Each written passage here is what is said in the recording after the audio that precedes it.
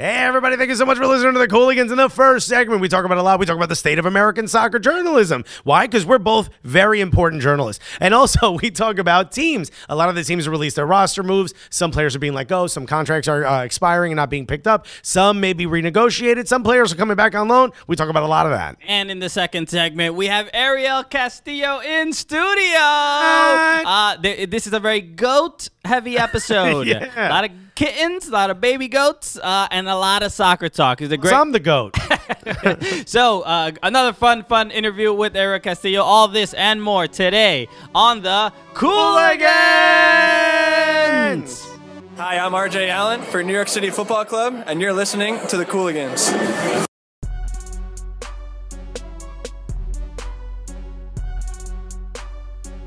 Yeah, baby. Yes. Come on. Welcome to the show. Welcome to the Cooligans again. Look at us. We're here. Look at this. We really should have like a countdown clock to how long before they realize we're actually here and kick us out. Yeah, that should be what should be on the screen behind us. Yeah, just like a ticker. Welcome back. This is the Cooligans post Saracen interview. Yeah, this is the next level. This is Cooligans 3.0. Yeah, MLS 3.0 was like after the latest expansion. We're doing updates like iOS does. Yeah, you know, son, we're coming in hard and fast. A lot of glitches in every single instance. But some stuff's fucked up, but we're trying to fix it as we go along. Okay, there's gonna be a weird question mark with a square around it but throughout this entire episode. And that's actually the bubble that pops up in your head whenever somebody asks you, why do you listen to this? But I'm so glad you do. So welcome to another Cooligans episode. This is a weird week where this is like a middle, like there were no games over the weekend. Major League Soccer has decided to play all their playoff games on weekdays, midweek, yeah, because they don't want to, compete with some cricket tournament that's going on. I mean, no one's gonna watch. I mean, the cheerleading competition is happening this weekend. We can't compete. So this first segment we're excited about because and saddened by, because we're going to talk about sort of a lot of the roster changes that are coming for a lot of the MLS clubs. So and we also have Arielle Castillo on today's show. Second segment, and she's going to be in studio. Our first in-studio guest. Yeah. Let's see if she gets through security.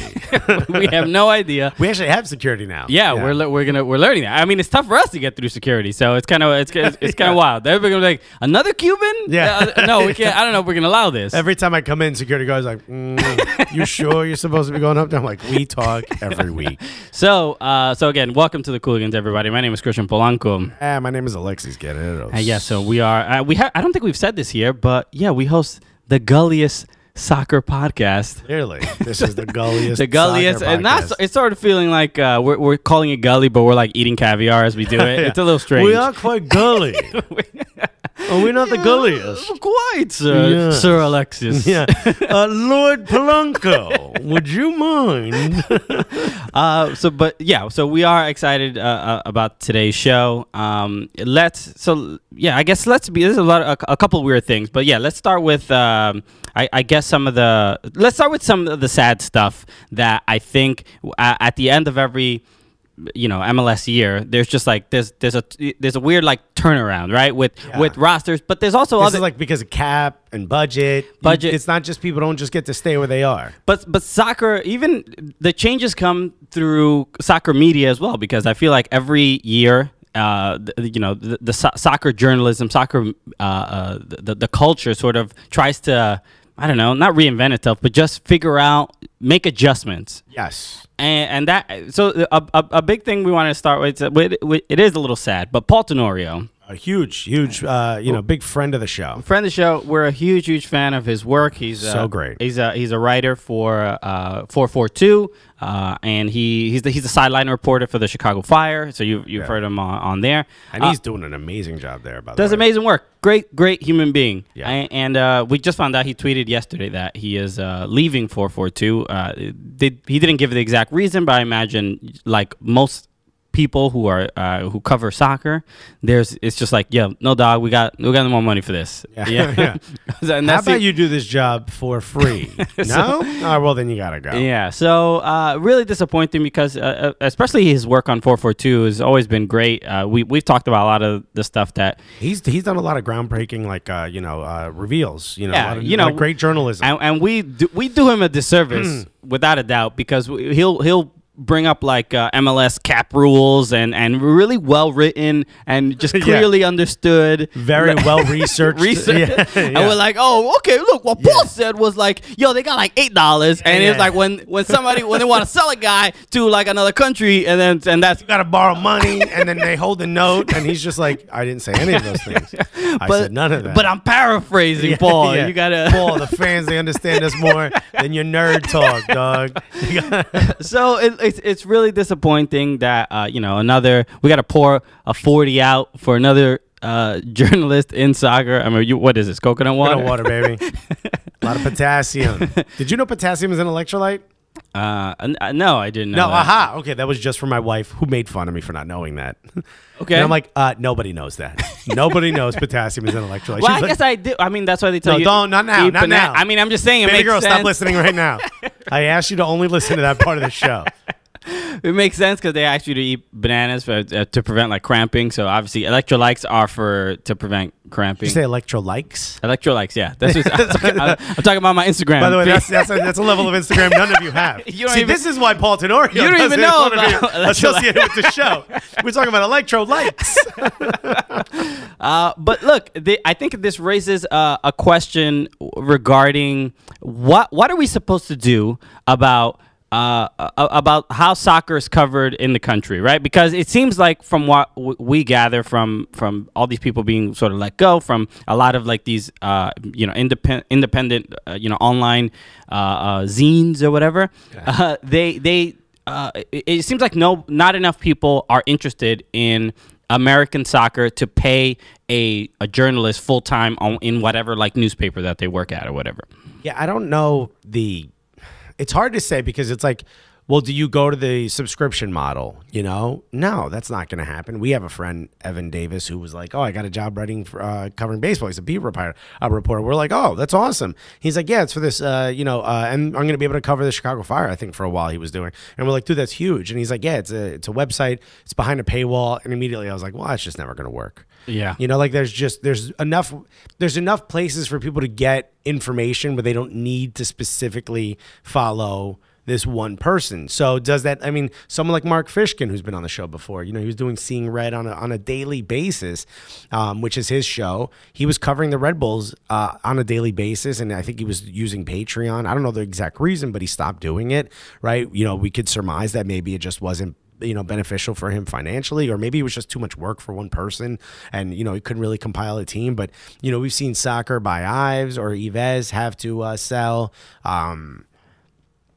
I don't know. You look at the way like soccer journalism is sort of handled in this country, and there's two parts. There's like you cover the sport or you cover the American sport, and it seems to me like besides a very select few, really, other than like Grant Wall, and maybe who's the dude from the New York Times? Is that Andrew Daz, maybe, I think, or Jeff Carlisle? He writes for ESPN. Or ESPN. Like those few like guys that you just know. You know what I mean? Other than them, I don't know that there's... I mean, look, Dave Martinez, another friend of ours from Empire of Soccer, had to sell that. You know what I mean? I don't know if it was... Maybe he was making him money. Maybe it was just too much work. It just seems to me like we're sort of at this weird influx. Did you see the video that Taylor Twellman...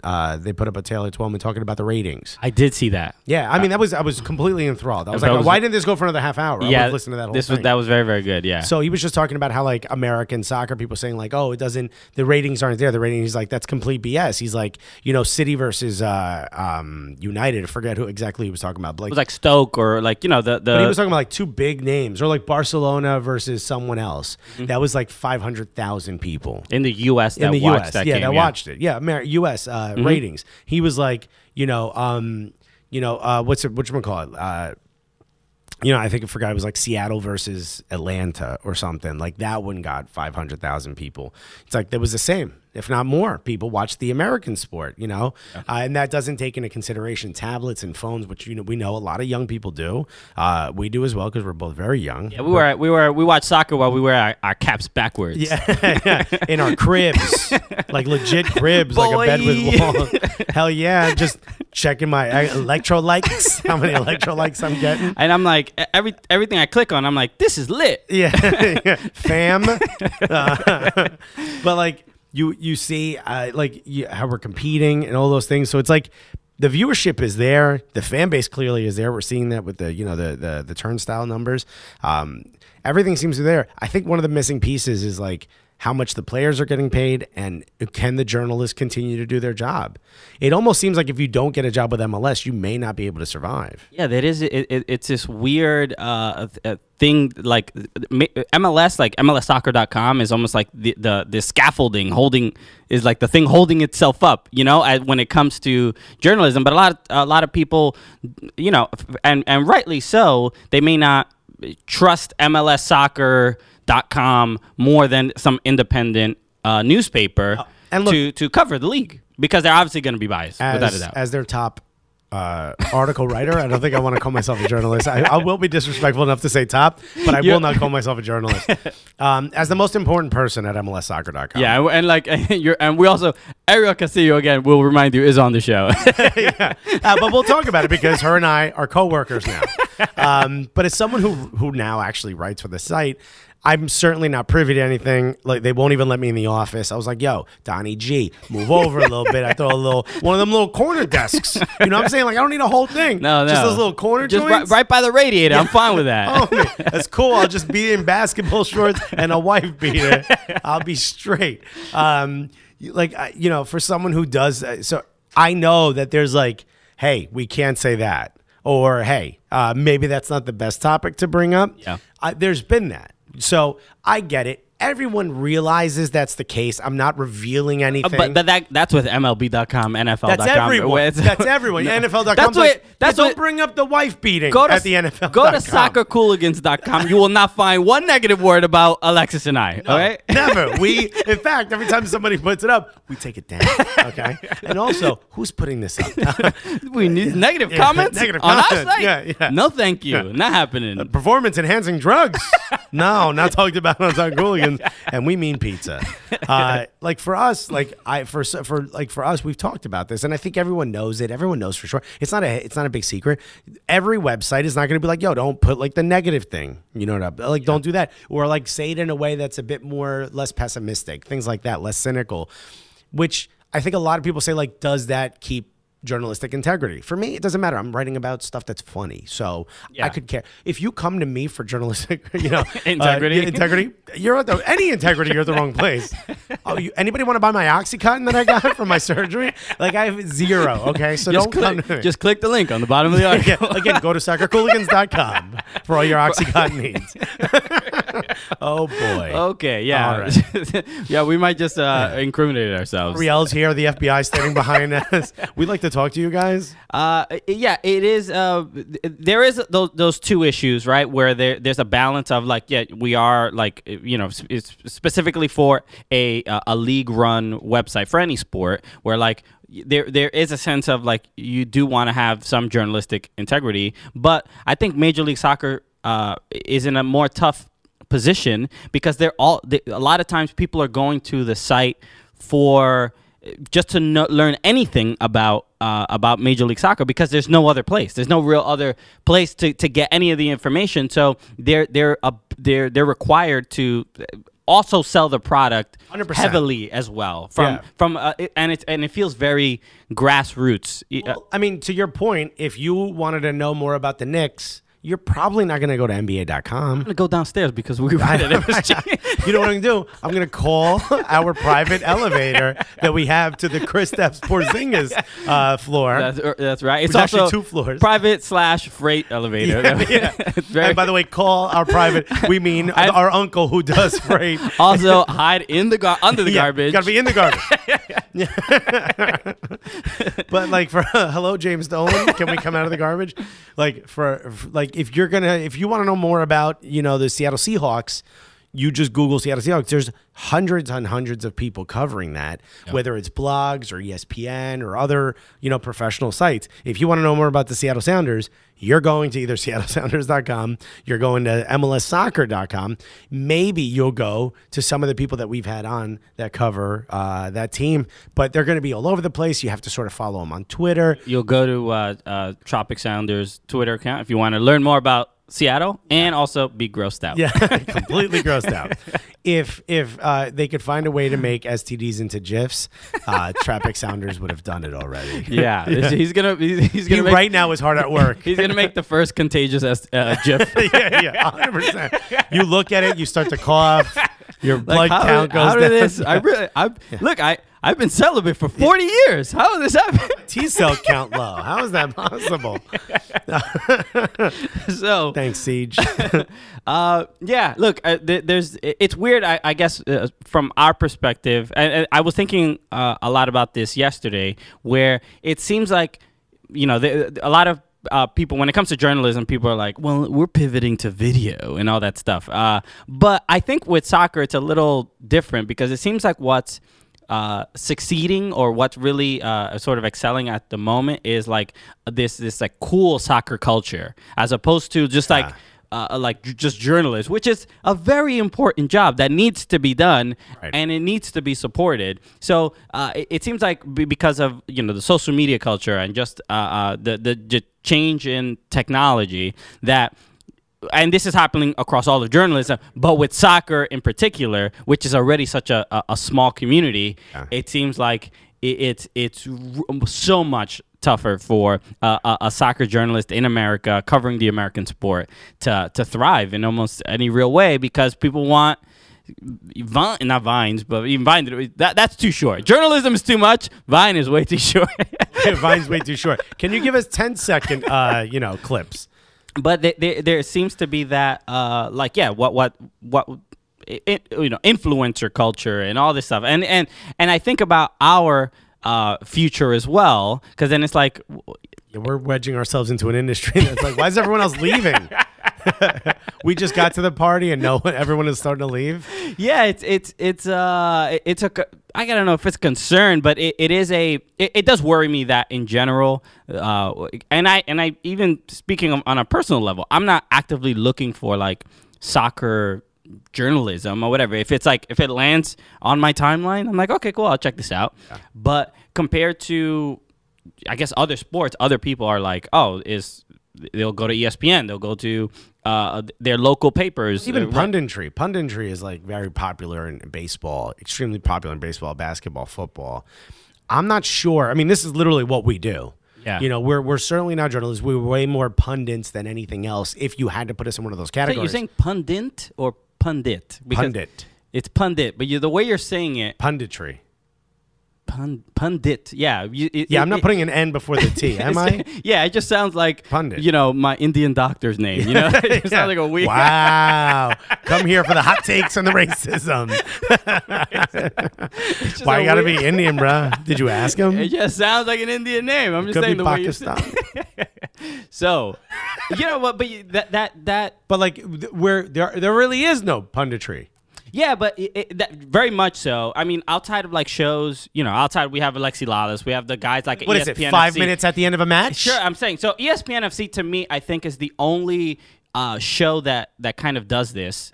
Barely talks about American soccer. Barely talk, but that is similar to the European style of punditry, right? So, but there is something like, what are you doing?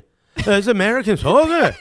I mean, I'd rather watch Manchester United or whatever. Yes, they constantly do that, yeah. But it's that whatever that Burley. Like, it's Craig Burley just bitching about having to watch American soccer. Well, then turn something else on. But one thing I always found interesting compared to punditry in other sports is soccer is a weird one, because it's such a simple game that it almost feels like it doesn't require punditry. I feel it's so simple that it almost requires punditry across the board. Like, look, the European stuff is super boring. Like, every once in a while it'll pop like a bootleg of it. It'll pop up on YouTube. And it's like, I love Thierry Henry. But Thierry Henry and what is it, Milner? I forget who Jamie Carragher. like every once in a while they get like a good riff, but for the most part, it sounds like a conversation being had at a library, and they don't want to get kicked out. They're like, would you like to tell me about what's happening? And they're like, oh yes, this is very good. They play the soccer and they kick the ball. I'm like, what is happening? You guys are getting paid to be on TV. It's weird. full green screen. Full green screen. Everything looks like you're like in the fancy ballroom of an alien spaceship. Could you get a chair with just 4 fucking legs? Just a regular chair. Every one of their chairs looks like the head of a Smurf. It's very. It's an odd. It's very high production value for like. Well, we didn't have enough chances, and that's just like, that's it. That's all you gotta say. Just a lot of lights in the back. It looks like the season finale of X Factor. For the most boring conversations ever. It's shocking. But that's the thing. But that kind of thing, especially in NFL, like you watch an ESPN like NFL Tonight show, NFL Primetime, there's 13 people. Yeah. Some people who they've only looked at a football once. Yeah. who have a say on the subject. Because and there's like 8 former players standing behind them in like a small football field tossing the ball around. When the nerds are done talking, we'll tell you exactly what happened. Hey, get the camera off those virgins. Come talk to us. Hey, Poindexter, go get me a sandwich. We're going to talk football. And they have like, there's just too many people and everyone has to say. So, but soccer, like American football has a lends itself well to it's so complicated, right? There's coverages and zones and defense and all even this just a play can be broken down for the next 20 minutes. Exactly. Yeah. And soccer in itself is a little, there is complexity and the game is in itself, and that's what makes it beautiful is how simple it is. But when it comes to like if we just broke down defensive strategies and whatever, we could probably go on for a while, but it would be a nightmare. Viciously boring. It would be so bad. Yeah, we would need a lot more lights behind us to be able to withstand that conversation. So that's the thing that I think that's a big issue of why the sport in the United States is more, I guess, difficult to sell because it's I don't know. It almost seems like it's too simple, and it doesn't have the characters like a Stephen A. Even though we can hate Stephen A. Smith. I find him mildly entertaining. That's as much as I'll give him. The hairline is killing me, though. I saw him at the airport once. Yeah. This must have been, I think, in Vegas. I think I was in. It's 4'8", right? No. He's like 6'3". Oh, is he? He's very, very tall. I don't know why I assumed he was short. He's pretty tall, but the hairline is. Looks like a headband, like the old school headphones. It's wild. It really is far back there. Yeah. It's like it's the first thing you notice. Yeah, it's shocking. It's jarring when you put on the TV and you're like, ah. Yeah, you're like, I've never seen that much forehead. Yeah.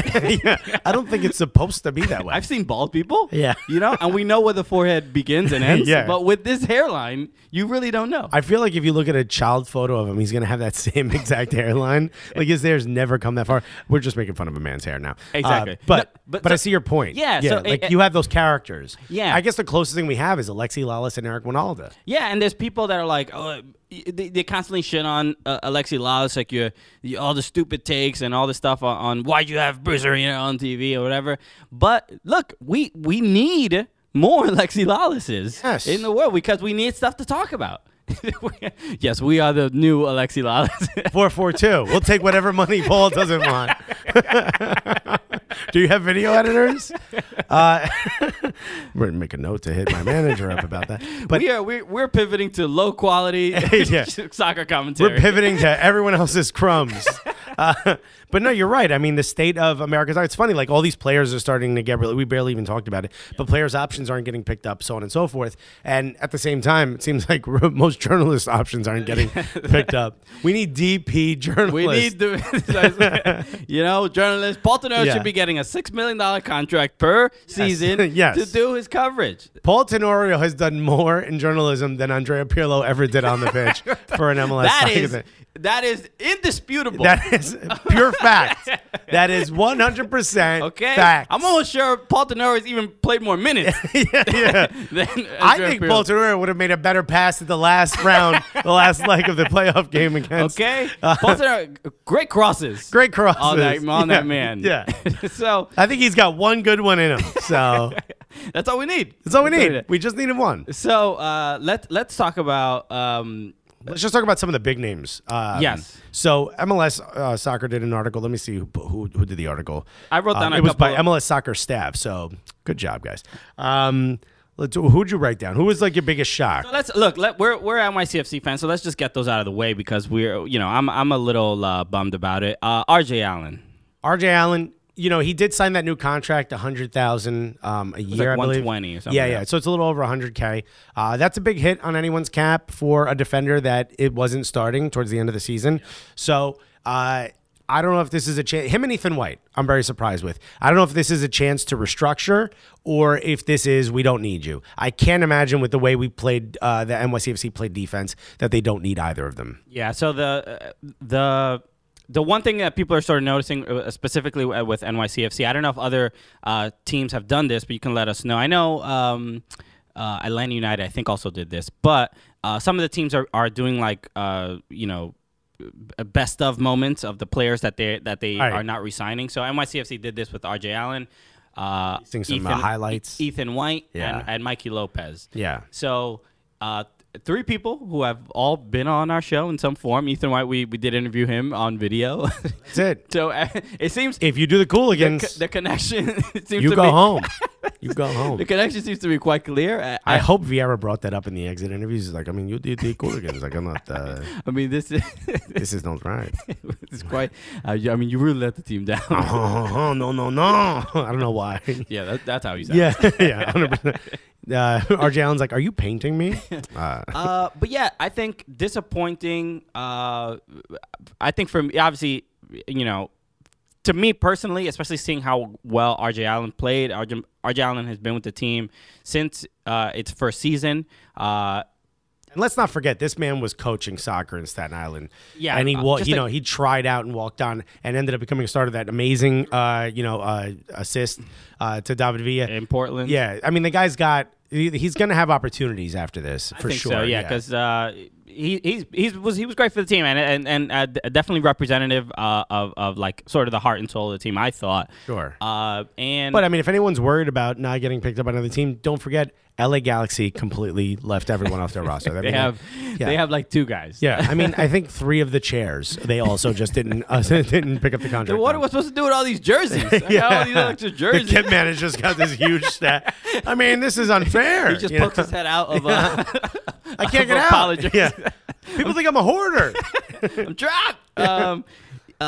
So and Mikey Lopez also, to me, a bit surprising, even from a sort of strategic level. I thought he was a great defensive mid, and the games, especially the ones that he started, I thought he was great.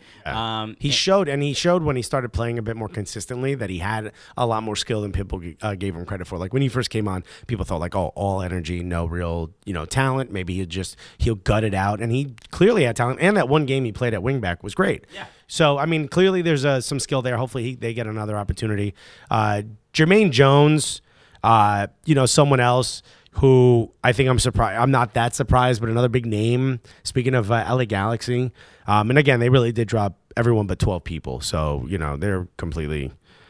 a whole new team. The ones I was most, not most surprised by, but Clement Diop. Yeah. And Brian Rowe. They have no goalkeeper. They got rid of the third one, too. I forget who the other one is, LA Galaxy. It really doesn't matter, right? Yeah, no. The other guy. If you weren't good enough to beat D up onto that line. They were all equally bad. Everybody was like, you know what? You take this. No, you know what? You take No, you know what? Nobody wants this job. Wouldn't be surprised if they let go of the goalpost, the crossbar, everyone. I think if they had no goalkeeper on their roster, even in 2018, I think they would have had a better goal difference. Ouch. They were all very, very bad. So they have to replace, and I think they have to replace their goalkeeper. But the interesting thing with LA Galaxy is the imminent LAFC team that is going to be, basically not across the street, but the team that's actually going to be in Los Angeles. Actually, Los Angeles, and seems to have some pretty big names coming in, so I'm sure they're scared. So a couple other ones. Alan Gordon, Colorado Rapids, let go. We met. And they're not going to buy Louis Gill. He was on loan from Querétaro. I forget how they pronounce it. They were going to buy him. Wasn't Gill at Orlando, or was he in Colorado? I believe he was in Orlando. No, yeah, he was. He was traded from Orlando after returning to MLS on loan. Yeah, acquired in midseason trade with Orlando. Okay, So he was okay. traded to the Rapids. Okay, okay. Yeah. So Gordon. Oh, and Josh Gatt, who was like an American. He was playing in Sweden, I think, for a while. He was Sweden in, or Norway. yeah, he was in the Book of Mormon. Yeah. Josh Gad. Come on. Come on, man. Good reference. Left though. and right. Yeah. Imagine that fat dude on the field. If he could do it, I could do it. But Alan Gordon, who's a friend of the show as well, I hung out with him a little bit at All-Star Game. He was a great guy. Hey, dude. So that's not happening. I mean, he's like an MLS vet. I mean, either he'll get like another opportunity, another like 1-year deal at another club to be able to like bang in some headers and take off his shirt. That's his calling card. Give him a contract that we don't start paying you until the 90th minute because that's when he's going to score. A couple other surprises. To me, maybe there's again, some of these players might be getting their deals restructured. Right. So we don't know. They're not definitively gone, but their options weren't picked up. Hernan Grana from FC Dallas. He was an MLS All-Star. We saw him at the All-Star game, and then options not getting picked up. So that's a bit of a surprise. I know FC Dallas, they didn't make the playoffs. Huge drop off from the year prior, from winning the Supporters Shield and winning the U.S. Open Cup. So obviously they're gonna kind of make a bunch of changes, but it looks like, I mean, if you trust anybody with if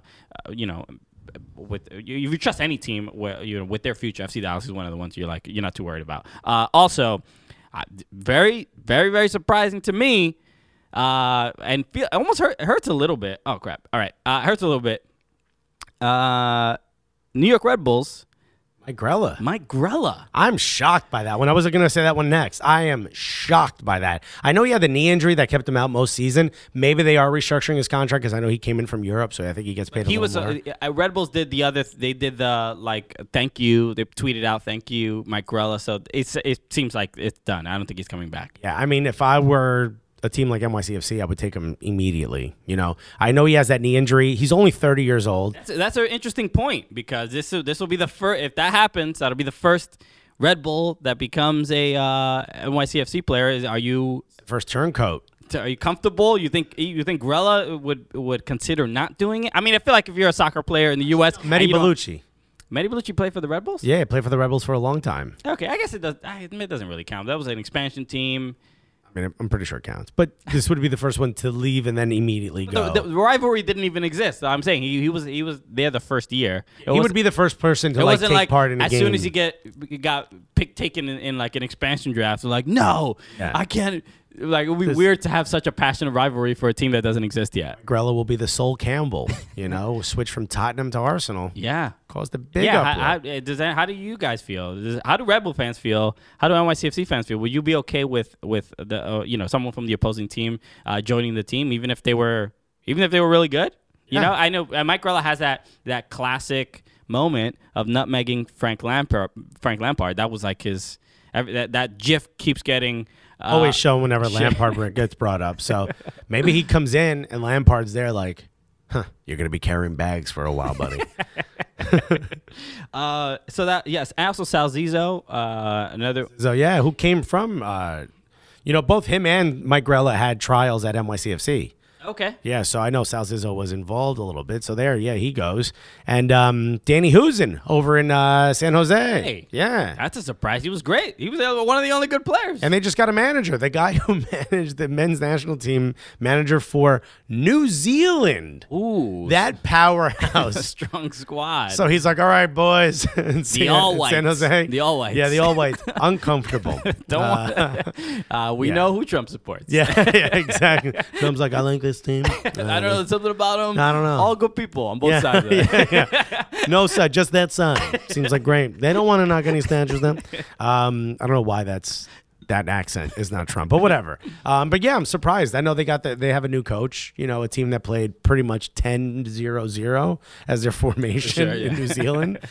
He's going to bring that kind of technical that strategy to San Jose. Nuance, of like, why you can't lose a game if you don't score. Exactly. But they don't. But you can lose a game if they score, even if you do. So let's just never score. It's going to be some beautiful football play. So good thing you guys have the world's longest bar, because you're going to need it. Also in San Jose, Victor Bernardes. Bernardes is a guy who is just clearly made up his own last name. Is it Fernandez? Is it Bernardo? How about both of them? He's a center back that is just he's a force. He's a monster. He's a big dude, but he's suffered the problem of he has some bad on the low lights. He has a couple bad ones. A lot of bad plays. A lot of mistakes.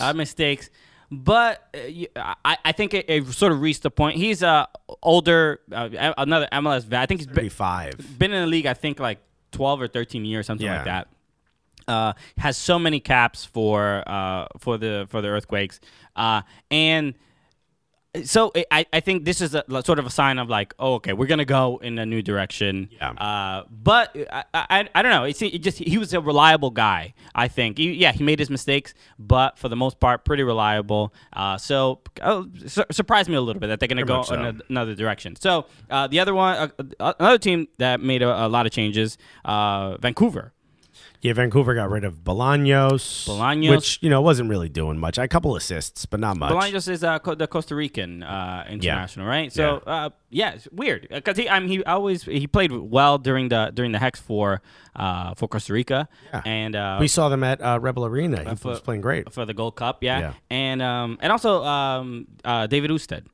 Yeah, that's right. But they told him in June apparently that he wasn't coming. I mean, that's such an odd thing. He was. Hey, buddy, good luck between the posts. We're not bringing you back next year. So give your best effort out there. Yeah. So do it all for us.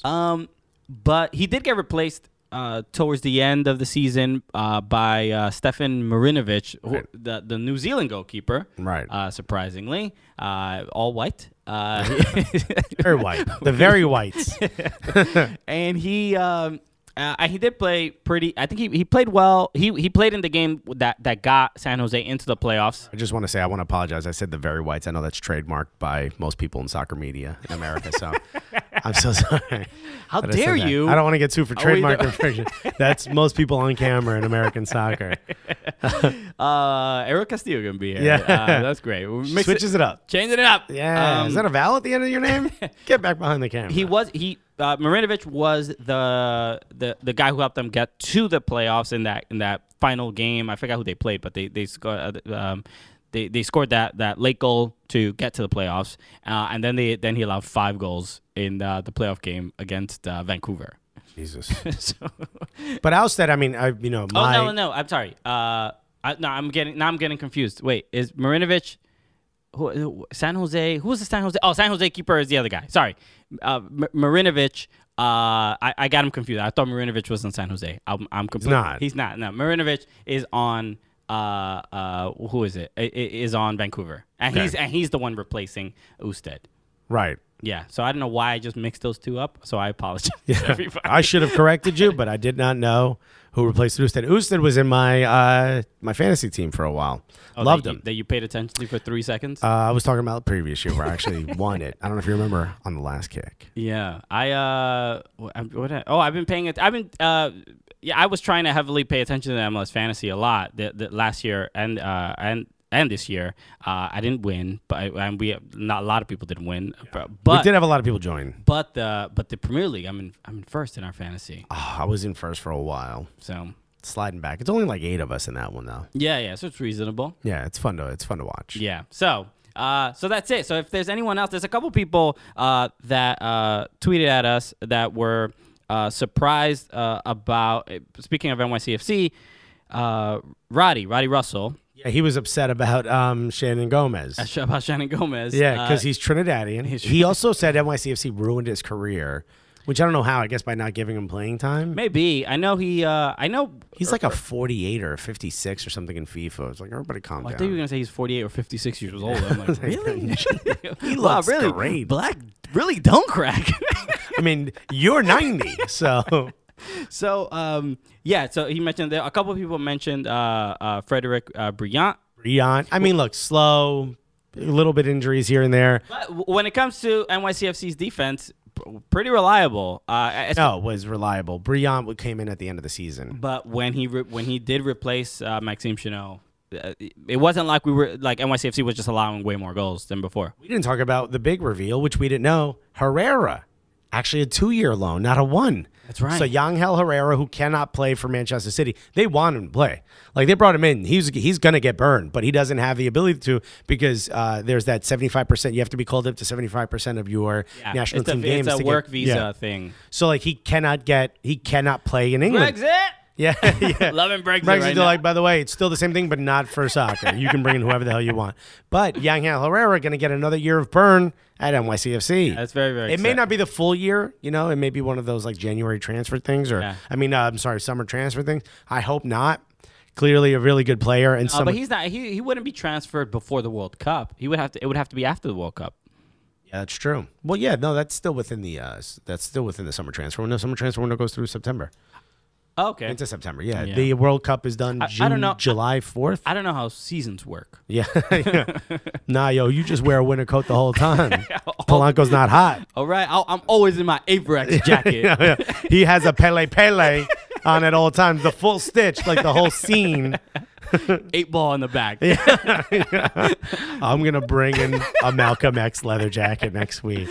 So let us know if there's anybody else. Tweet at us at Soccer Cooligans. Email soccercooligans@gmail.com. If there's anyone that you're really sad that your team let go. I mean, it's a weird time. This happens every single season. But there's a couple guys that you just sort of they feel like the heart of the team. That you just like you just maybe they don't get all the playing time in the world, but you're just like they feel like the backbone of the team. And then when they're gone, it is kind of disappointing. So. Yeah. Look, obviously a lot of roster changes, some new managers. Apparently, managers are getting hired left and right. I'm sorry. I think I made a mistake too. I think the guy from the New Zealand national team is actually going to Colorado Rapids. Oh, okay. I think the guy from... There's no facts here. I think Markle. I think whatever his name... Who knows? Merkel. Anyway. Angela Merkel. Yeah. Or Meghan Markle, the new princess. By the way, black chick. Welcome. Come on, England. Come into the new age, baby. Interesting because, she is a black woman. Yeah. But as soon as they got engaged, they were like, the prince is engaged to a mixed race woman. Mixed race. Part black, part okay with the family. Absurd. Yeah. Anyway, I cannot wait for the queen to just be like, "Where's my drink, dear?" And they're like, "No. She's a princess. No, she didn't do that. You don't give her the drink order." All right, guys. So let's get out of here and let's get into our second segment. Arielle Castillo will be here. We're so excited. It's gonna be super, super fun. You can always tweet at us. Let us know if there's anyone you're disappointed that is leaving the club. But if you're watching, comment below. Yeah, do it. So let's get. I guess we'll be right back after these. Listen to this commercial and we'll be right back with Arielle Castillo. Hey, everybody. Thank you for listening to the podcast. Quick break here. I just want to tell you a little bit about On the Volley apparel. You've heard it so many times. Some of you actually went out and bought some of the gear. It's absolutely incredible. Once again, my favorite hoodie I've ever had in my entire life. Great gear. They make great stuff. Absolutely. Big fan of the podcast as well. Yeah, it's they make soccer-inspired clothing. Look, you've heard us talk about it before. You've seen us wearing some of the clothing on our videos. Yeah, we're always wearing it in the videos. It's great stuff. It's urban inspired. It is hip hop. It's a little hood. It's a little soccer, but it's all dope. Super high quality, very comfortable, and not very expensive. And it's even less expensive because you listen to us. Exactly. So if you use the promo code Cooligans, you'll receive 30% off. That's incredible. That's a hot deal. Come on now. Hot deal. So make sure you use the promo code Cooligans. Look, they right before the MLS season, there's a lot of new apparel coming out. Sure. So you can check it out there. And they got a whole bunch of new designs and stuff coming out. And again, get their hoodies, get their sweatshirts. They're incredibly comfortable. They got cool t-shirts. They got like 3/4 length sleeves. They even got stuff for the ladies. They have stuff. They have stuff for actual gameplay. Yeah, absolutely. So listen, if you didn't get something for your girl on Valentine's Day, hustle up get something. You get yourself 30% off. Make her feel a little better at the end of the week when you get that shipment. And look what I got you. It's on the volley. And they're like, yo, isn't this the same thing Alexis and Christian wear? And then you watching them when I'm not around? And then you can have an argument because how much the girl loves us. You sort that out, yeah. Because, I mean, obviously, we're not trying to ruin any relationships or marriages. It's not our fault. We're too pretty.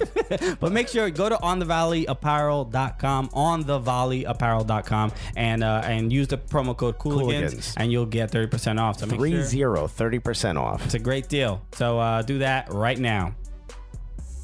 Yeah, we're back. You don't have to do anything.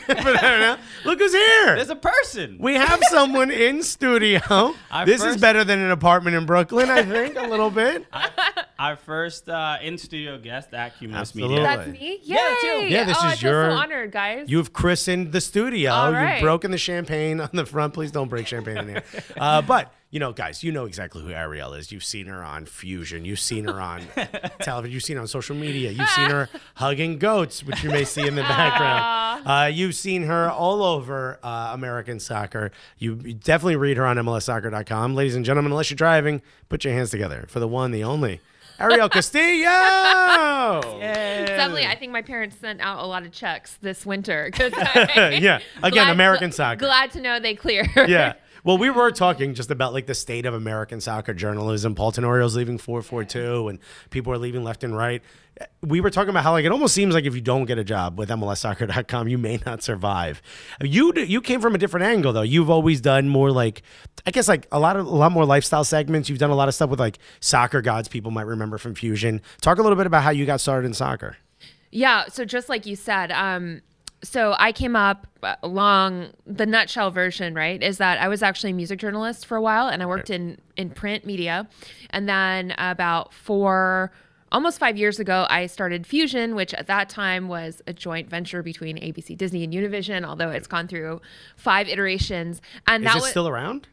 It's on TV as Fusion, and then they bought Gawker and became Splinter News Online. Anyway, it's not interesting, but that's like a whole separate podcast, the state of American media. But yeah, so then when I was working there, I did a lot of like lifestyle and then sports stuff for TV and digital.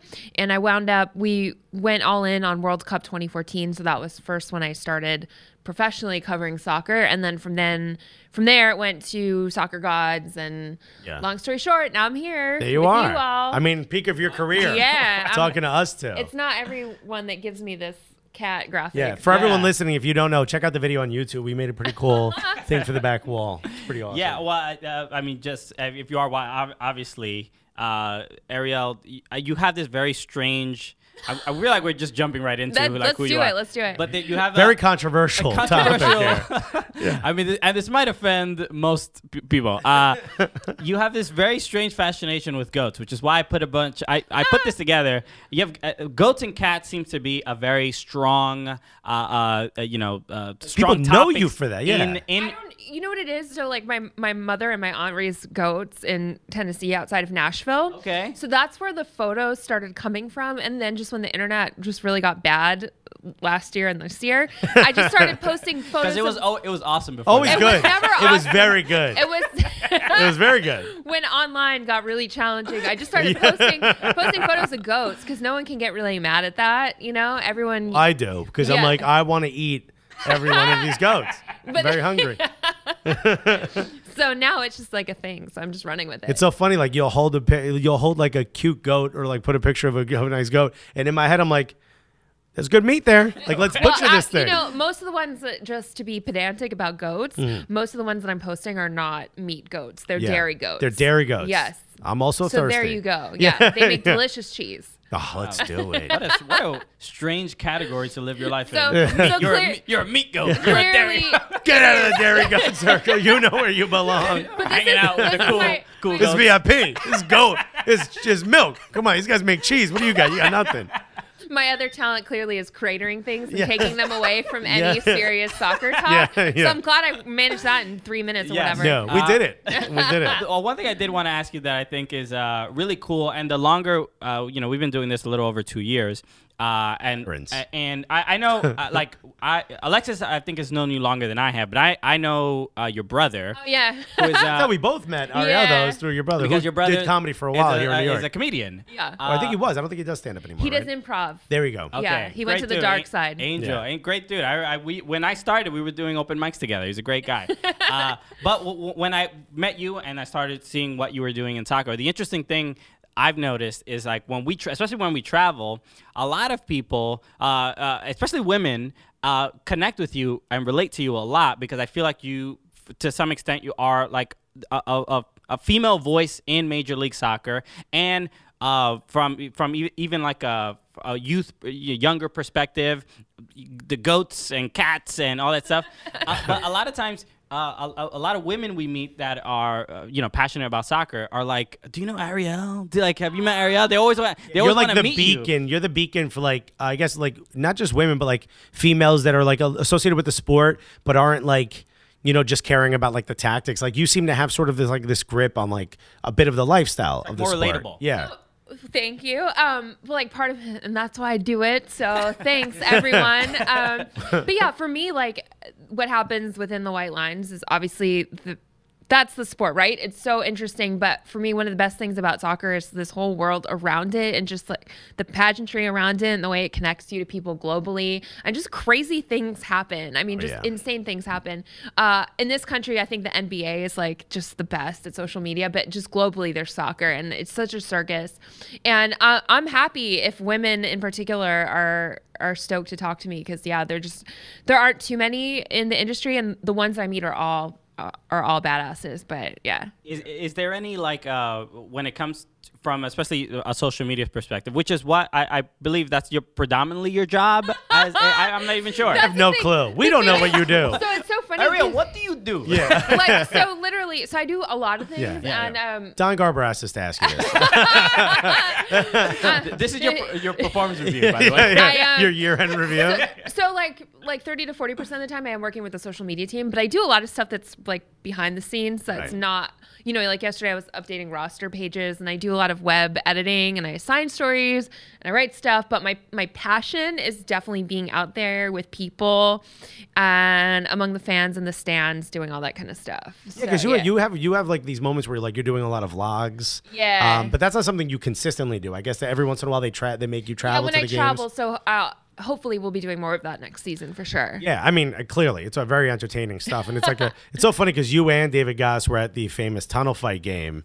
Oh yeah, and neither one of Saw you you were. throw a few punches. Right. Yeah. I Greg Vanny and Jesse Marsh, actually neither of them. I feel like they would both be kind of tough in a scrap. Yeah. I want either. Marsh of them got a lot of time. anger in him. Yeah. Well, I don't know, but I literally, it sounds like the political answer. I didn't see anything, but I literally didn't see anything because my job doing social during those games is to post up behind a goal, which is why you always see me in the background of ESPN like, oh my God. But so I was literally there, and by the time I made it back, I didn't even know that anything had happened. You're typically, we see you wearing the photographer's bib behind a goal or something. I'm like Forrest Gump. On any given day, is there like, specifically from a social media perspective, do you find yourself like actively, I don't know, looking for like great, like funny or social media things or things that are interesting? Do these things fall on your lap, or are you like actively like searching for them? I look, but my problem is my like legitimate problem is I'm too online, as we say online. Okay. So people are like, how did you find someone? I don't even know anymore. It's kind of sad. Help. It's like the algorithm knows like Ariel wants to see this. Yeah, and it really does at this point. So I know I tweet at you. I've seen other people do this as well. But there's like when I find an interesting goat, I'm like, Ariel needs to see this. We didn't have a reference point for what to do with goat pictures before, but now we know. I took that photo. I went to the Gentle Barn in LA, like outside of Los Angeles. This was early this year, right? And I was wearing my NYCFC track jacket, but I took a photo with this goat that was like leaning on a thing. Nice. It was just like it was like literally leaning like this. Yeah, and it was a hit. It was a big one. Yeah. You leaned in like opposite. It looked like a mirror image. Yeah. That's literally, you guys should just change to like a baby animal goat podcast, and that's it. And I mean, if we want to be successful, that's a great. Running. Where's the money? Yeah. Come on, meal kits. Come on, exactly. Blue Apron. Everything but goat. But you've interviewed a lot of players. David David Villa. You Buddy. just interviewed your good friend. Miguel Almiron. I saw over Instagram Live. Is there? I guess I don't know if there's any particular interview that was like one of your favorites or one of your more memorable, and maybe a great story from any player interview. Honestly, so David Villa, who in my mind is like my friend, although I don't know, he's literally one of my favorites, and it's because he's so like normal and such a nice, lovely gentleman, and he'll remember you. Like I ran into him in the elevator at work, and he came out and said hello, and he has this whole entourage around him that are all like, hovering, and he's like, hola, whatever, and he'll kiss you on the cheek. He's just like a down collapse dude. Every time. If that happens. And so it's surreal stuff like that. I always love talking to him. I met him once at a Third Rail event. Yeah, and he was there, which is like, which is awesome. He was super. He was very nice and very like warm and signing autographs and stuff. But there was such a fervor, and everyone was just like so excited to see him. Beyonce walks in. Yeah, it's a little bit scary actually. Yeah, and he's kind of a diminutive man. He's very small. He's not shy, but he's like a very placid energy type of guy. I was like mildly worried for him. He was just like, his eyes were big with everybody like just he's like there's not the security that he would have like in Europe. In Europe. Yeah, like if you walked around Barcelona, weird. it would be crazy. It's like 70% of the frenzy with like half of the like stopgaps to keep you from that frenzy. Yeah, it's wild. One of my favorite things, I was at a pizza event last night. Yeah, that's right. Very on brand. Yeah, very perfect. There was an opening of Sorbillo's, which Gino Sorbillo is a massive name in Naples for pizza, and I'm talking to him, and he knows a little bit of English, and I was like, oh, do you like soccer? And he's like, and I'm like, Gaucho, and he's like, oh, yeah. He goes, oh, yeah, a player coming. And I'm like, oh, and I looked down his phone. He's texting with Andrea Pirlo. Stop. And I was like, Andrea did Pirlo Pirlo's go to the pizza party? He was going. I had to leave before that. I had to get to a spot, but I literally waited as long as I could. You left a pizza party that I've had a Pirlo's going to go conversation do with comedy? Pirlo. First of all, don't say comedy that way. And second of all, comedy. Comedy? It's like if we were like, oh, you write about soccer? Yeah. People talk to me like that all the time. Of course. Well, you just did it to me. How did it feel? And I laugh. I'm like, I haven't worn an Arsenal jersey. My favorite thing is when I meet randos not from our bubble, civilians, non-soccer people, just non-nerds, and they'll be like, do you even like soccer? I mean, can you imagine if I hated this and I had to live in this world? Like, people must ask you that all the time. It's yeah. But is it like a condescending thing, like a woman in soccer, or it's never? That's cute, toots. It's never that. It's more like random. It's always women never ask it, but the men who ask isn't like, they don't ask because it's a woman in sports. They ask just because it's like condescending towards the sport itself. You know what I mean? Sure. Like I do enjoy that. That's starting to go away though, which is wildly progressive in some weird way. Yeah, right. Yeah. I'm not offending you because you're a lady. Yeah, never. I'm offending you because the sport you like is insignificant. But I always laugh because I mean, imagine all the time that I have to spend thinking about freaking minutia of this sport. Imagine if I didn't like it. So I always think it would have been really hard to write, which is something that I think you're kind of famous for. You were involved in the best dressed coach. Oh yes, bracket. This was a bracket. Coach bracket, very serious, second year running. We also had a mascot bracket last year, for which I also take credit. Yeah, this is all the hard work of Arielle Castillo. I learned a lot in that. It's that I anytime there's a poll involving Atlanta, they're very good at gathering votes. The Arsenal of MLS. Yeah. They will Twitter vote themselves into championships, regardless of whether they want to or not. Does that work for anything besides the FA Cup? Because I want to. God, I'm just, as an Arsenal fan, I'm just happy we beat Tottenham. That's all. Yeah. As an Everton fan, I'm just hoping we don't get relegated. Oh, buddy, bring in Big Sam. You need it. What is your goal? I mean, you talk about like what you've done in soccer. You really did talk to my parents. Yeah. Well, we asked all the Garber questions. Now this is the Castillo family settle questions. down with a nice man. I knew it. They sent the check, the list. Yeah. You're gonna ask me about grandkids soon, and then Angel's like, we hear my family needs you to ask this question. But like, what is your goal in soccer? Is soccer a part of your overall goal? Because you started out in music. Yeah. You're kind of still you cover the sport of soccer like it is. Like you work for Pitchfork to some degree. You know what I mean? Like you kind of... You know what? I take that as a compliment, though, because I think the culture around the sport is fascinating. I think the personalities around it are fascinating. She's talking about us. Yes. Hello, I met you guys. Yeah. And I think the fans are so... Like, the fans are so cool and creative, and all these, like, interesting side things happen that are just so interesting. And that, to me, is awesome. So what is it? What do you hope to achieve? Do you want to continue to work in soccer for a long period of time? You want Don Garber's job? Like a future music? This is my annual performance review, like we said, right? Yes. I would love Don Garber's job. I think I like to say yes, I would like to continue working in soccer, but where does it go? I mean, I don't know. The sport's at such an interesting time right now. We're turning a corner. No one knows how big the corner is. Yeah. We don't know if we're in the beginning or the end of it, but it is turning a corner. We're the sport of the future for the last however many decades. Yeah, exactly. So maybe the future is here. I don't know. Hopefully. I mean, for what we're doing. God, please. Yeah. Yeah. Come on, Blue Apron. Come on, Meal Kids. Come Meal on. Kids, you just gave them a free impression. Huh? You Yeah, can't but say they're the actual- closing soon. They've fired half their people. Well, Come on. They're definitely not advertising. They're the Chivas USA. Speaking of soccer, I think because you're such a nice person online, people feel like they can go to you when something controversial is happening.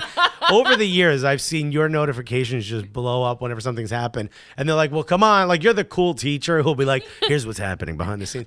Like, you're the one people go to. Is that kind of annoying? No, I being a cool teacher, I like that people think they can talk to me. I talk to people all the time. Honestly, like sometimes I don't even have any information because it's like 5 pay grades above mine. And I find out things on Twitter or whatever, like the way everyone else does, for better or worse. But sometimes I can help. Like we were saying before all this started rolling, like if I'm working on a Saturday night and someone has a problem with MLS Live, I actually will try to help them fix it. Just you're like, I'll go talk to Steve. He's right here. No, literally, it has been. The person's name isn't Steve, but there have been instances where I am just like, can you check that account? Which is, I don't know, maybe that's crazy, but I enjoy it. So, well, then let's give you something as if you were online here. Yeah, well, I mean, the thing is, I wish I had the line into everyone's front offices, but like, I can't do anything about player transactions. We said this in meetings when we've been at MLS. We'll say it to you. Can you get the fantasy on the app? Is that possible? Oh, that might be in the works, but I don't know. Don't hold me to that. Please. I do feel your pain on that. God, thank you. It is I mean, look, I think if it doesn't happen, that kitten dies. I want you to know. Excuse me. Sorry. But that's how spoiled we are that we can't even go to just like a website on our phones. I gotta open up a laptop I gotta now. open up a thing to No, go like. no, but it's true. Who goes on a laptop except like I don't know what you're For doing here. Yeah, But this is it. It's just a prop. We took this from the Apple Store. Yeah. Yeah, This okay. It's on loan. Yeah. There's nothing here. What is it? If you were given the chance to cover video, write, follow anything within MLS, what do you think would be like a dream job of yours, like for a season? I think the thing that Besides following around David Villa. following around David Villa, following Liam Gallagher as he There you follows go. MLS. That's Yes. my wild fantasy world. But the thing that one thing that I would love to do that I think Steve Berlusconi from the soccer tour came close to doing is visiting all the venues. He made it to most of them, and he also did lower division markets as well, or cities and teams, and that was awesome. Yeah, that was really cool.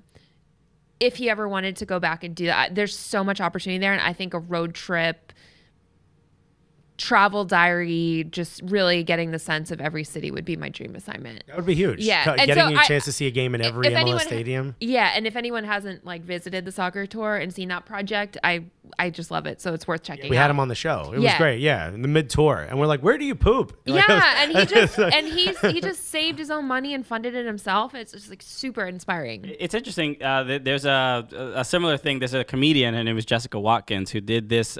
She walked across the country. Maybe I should do that. She walked. That was very fast. Yeah. She was Hey, like, Bushwick already? She's like, all right, I'm on. I'm Get the a boy. sneaker sponsor, lose some weight. Yeah. Like, But she walked across the country documentary and did stand up throughout across like maybe 12 states, and obviously that's like the most extreme. But when talking to her now, she's doing like a whole documentary about it. But talking to her now, it really was like incredibly life changing. Just to experience that, and I can imagine Bernasconi probably feels the same way. So that was inspirational, I think. All right. Pretty cool. Yeah, that'd be fun to do. Go to every MLS venue during one season. Now, I'm curious. There's a couple. I guess we want to talk about like the social media in soccer. Like you were talking about NBA is very great with social media. Are there any people that come to mind that you love with their social media? Anybody in MLS that you particularly like? Oh, I want to see what this person's doing. Besides us. Besides us, obviously. But like personally, I know whenever I see Juan Agudelo like Instagram story, I'm like, I gotta see what I gotta see what he has to say. He's really good. What Colombian music is he listening to today? Yeah. David Villa does that too. He like takes a car every morning or whatever, and he's always showing whatever the Sirius is playing, which I think is a Swagudelo, good choice. Yeah. Sebastian Lletget was good, although he's kind of been injured, so he's been out of the spotlight. But at his peak, he was really good. And I hope he returns to full health, both on and off the field. Sure, yeah, we need those abs on social media. What is it, that boy? The boy. He was into it, right, in a way that a lot of guys aren't. Let me think. I think Christian Roldan is always really cute. Adorable. His little buddy romance with Jordan Morris is awesome. What do they call it? Jordan or something like that? What is it? Jorstan Morden. Jorstan Morden. Yes. It's so stupid. No, you just said Jordan Morris's name in a different way. I was like, I was trying to think Jordan. Sorry. But what I love about that is that's a teenage fan in Seattle who goes by Bread, who invented that, and the team picked it up. So shout out to Bread. I meant stupid in a fun way, like the New York way. Like, you're so stupid. Yeah, you mad stupid right now. And here we are talking about it. So that's the kind of thing I love anyway, that a fan can come up with a random thing, and here we are talking about it in a studio in New York. Yeah. What other guys are good?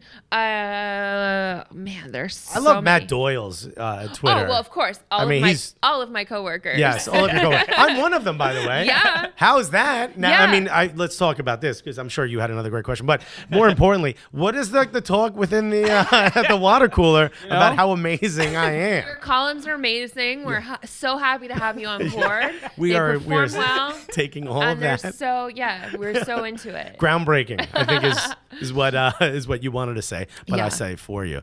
There's a bunch of really cool stuff happening. It's nice to have people that aren't just like stat nerds and formation nerds that you can turn to. And a lot like what you've said, there's so much that goes on in the American soccer sphere that we don't talk about. I mean, just like, we hung out with Alan Gordon at MLS, and like 5 minutes with him was like, this guy's hilarious. He's out of his mind. I was like, dude, just run in there and head the ball. Allergic to shirts too. Like he has this problem. For sure allergic to sleeves. We know that for sure. That's where it comes from. But he's just one of those guys where I'm like, these are the types of personalities that we didn't see much of when we decided to start, and which is why we started, doing what we do. And also, a lot of, and we made this joke in the first segment, but a lot of the soccer media is, for the most part, very white. It's a very not a lot of people of color that you see. Yeah, so covering the North American sport for sure. For sure. And I think that's something that we thought when we started.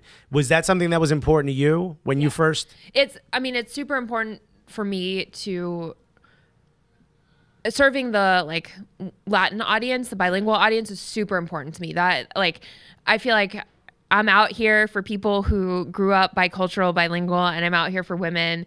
And being out here for those groups is important to me, which is why I like to do things like have Miguel Almiron on our Instagram, speaking in both languages and trying to simul-translate or whatever. So, Great, and it makes the guys more comfortable, and you just get a better range of stories. I mean, absolutely. And it's, when we started, we said that seems like any time that MLS does something that's for the Latin American market, it's in Spanish. And we're both Latino, all three of us are, obviously, and we all grew up speaking English, and we can speak both languages. So like that mix of Spanglish, or for us, just covering it from the point of view of someone who's Latin. I think, again, because this is a thing of fusion, it's a thing that we could talk about forever. But again, it's a perspective thing, because I'm not going to really watch all Spanish language coverage all the time for my news. I get it in both. I definitely love to watch soccer in Spanish more. But it's about having a perspective or just having an open mind to different communities that are out there. Cool. I'm glad that was important for you because I know when we started, we were like, I think we might be the only ones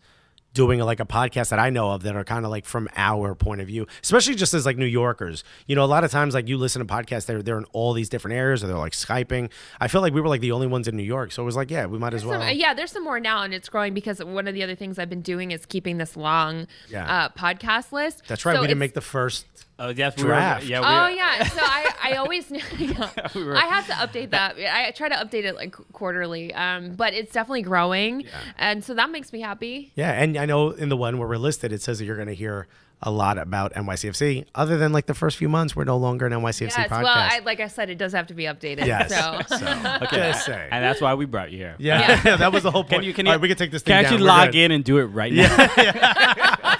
You log in with your WordPress or however that's done. So we were talking about some social media accounts. I brought two that I thought were just fun that I think maybe you could just take a look at. I don't know if you've seen these, but they were pretty entertaining to me. First one. Yes. My girl Rachel with the goat. Rachel Bonetta. You've seen her on. She's on Fox. She works on Fox. She does really Fox not soccer. Prepared. But she is. You can see my reaction because my friend Nathan McVitie in London tagged me in that. Tagged immediately, right there. Of course. So that's at the top. First he hit off a couple exclamation points to show he's excited, but then he was like, you know who else would be excited? Arielle Castillo. And I love it. And so, and I was like, it's so true. One goat is never enough. That's fact. As my friend just found out here. And who doesn't want to cry when they hold a second baby goat? It's really special. I mean, it is pretty dope. For the people listening, you're washing my hands we're watching a video of Rachel Bonetta just handed two baby goats. And losing her mind. As one does. She is having a OD on cuteness. What happens is the soul like leaves the body and then comes back. And you just That's right. Yeah. Not me, I would be thinking of all the parasites they have. They don't have. They're clean anyway. You don't know that. You don't know those goats. You know where they've been. Yeah. I know very little about goats, but they do seem pretty chill. They're very chill, especially when they're babies. They're just like puppies with hooves. Okay, just like most kids. And when they grow up, they're assholes. You know, you don't want them around. It's funny that you got tagged in that. Next, I thought that's why you picked it, but no, I guess my brand image is just really solid. That was absolutely a coincidence. Yeah. Next one I wanted to show you. This is yes, another good social media account, Brad Evans. I love his social media accounts because he does not care. You can tell that's a guy. He's a veteran. He's like, I have my career. I'm gonna say whatever I want. Literally says whatever he wants. Whatever I love he wants, and I'm obsessed. He has a really good dog, and Stephen Fry's Wrinkle Wednesdays also really good Sounders dogs. Okay. Yeah. So this is a video of Brad Evans brushing his dog's ears. Such a member of the Brad Evans fan club. Oh, could Brad Evans give me a massage, dude? He's just a gentle, nice person. I've never met him, but I just assume that he is. I mean, from this, you would assume so. Yeah, the video is Brad Evans gently caressing his dog's Who's laying ears. on his back, but on Brad's legs. It's extremely See, soothing. I watch this and I think about is all the dog hair getting on Brad. Oh, come on, man. I'm so sorry. I grew up without pets. I could care less. But you're in New York. I don't understand how you can be so weird about stuff getting on you. Oh, God. Well, I can't see the homeless spit getting on me, but dog hair, you can see it. Oh, yeah. I'm surprised you don't know Alexis well enough to know that he is weirded out by everything. He is a very anxious. I've got opinions, baby. Strange man. I'm sorry. Well, listen, Arielle, I know, look, you took some time out of your day. You've got to head back. Thank you so much for coming on. Where can people follow you? Where can people tag you when they see goats? Tag me in goat photos at ArielC, which is ARIELLEC. And my website is ariellecastillo.com, which is... You've got your reel out there now. I saw you edited that. She's doing a whole bunch of stuff. You can find out more about me. It's ArielleCastillo.com. Yeah, you know what? Growing up, I had one of my best friends. His name was Ariel, but he was a boy. Yeah, a boy that's Ariel. with one L. So I have Charles and an E. Yeah. Yes. Is it pronounced the same way in Spanish? Yeah, my name, it's a long story. It doesn't make any sense. So Part French. Does it come from that? Just Francophiles. That's Really? it. It was just, Hilarious. Awesome. Thank you so much for listening. My name is Alexis Guerreros. My name is Christian Polanco. Together, what are we? The Cooligans!